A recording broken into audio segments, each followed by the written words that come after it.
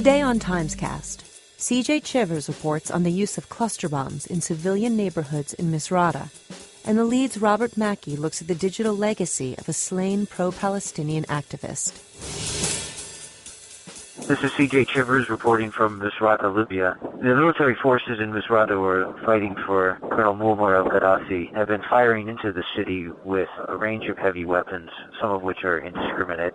These include ground-to-ground rockets that are landing in civilian neighborhoods. And for the first time, we've identified that they're also using cluster munitions.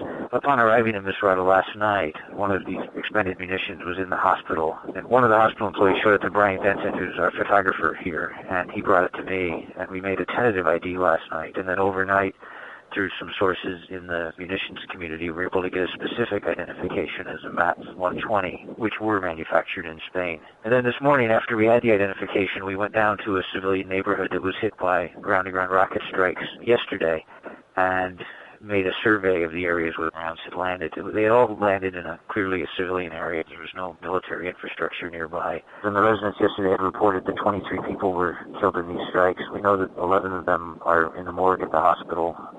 We were able to find 8 more today when some of the local people took us to the graves of 8 people who were killed while standing at a bread line.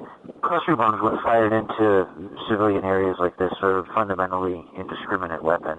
There is a convention on cluster munitions that more than 100 countries have signed, essentially a treaty vowing not to use these types of weapons, and many countries have destroyed their existing stocks. Libya is not one of the signatories of that treaty, nor is the United States, which has used cluster munitions in both Afghanistan and Iraq.